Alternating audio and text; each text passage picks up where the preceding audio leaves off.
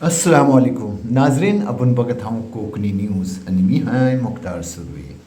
नाजरीन, पाऊस उशिरा चालू झालो पण चालू झालो आहे आणि यशातल्यान लोकांच्या सेहत बिघडण्याचं चान्सेस जास्त आहेत.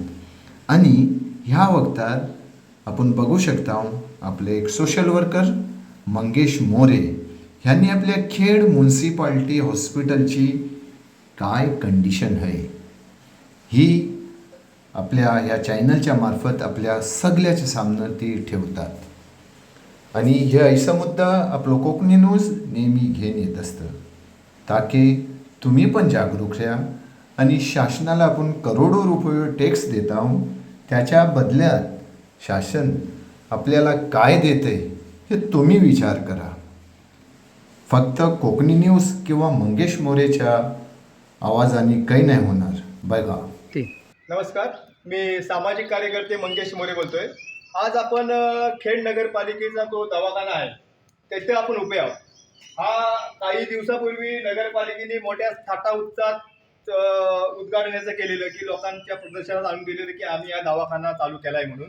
पण आता बघत ना तर ह्या दवाखान्यात कोण हाही नाही. ह्या दवाखान्याला लॉक आहे.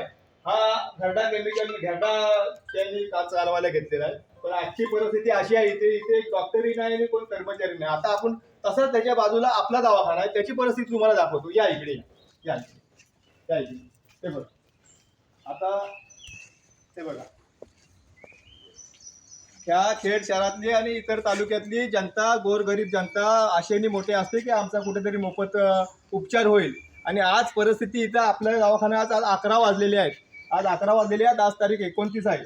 हे बघा, दरवाजा उघडतो मी, एकही अधिकारी आतमध्ये येत नाही. टाकून तुम्ही बघू शकता. हे बघा, इथे मी आता अर्धा तास उभा आहे तरी इथं एकही अधिकारी आतमध्ये उभा कोणी नाही आहे.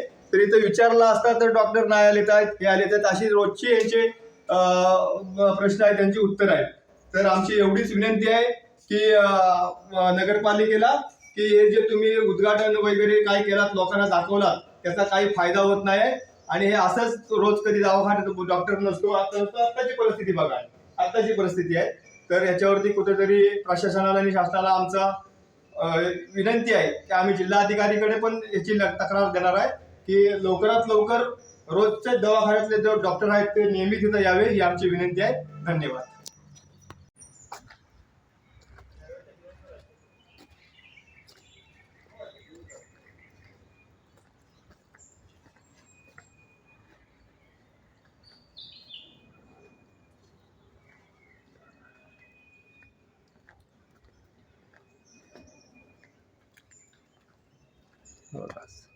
आम्हालाच दरवाजा उघडायला लागतोय.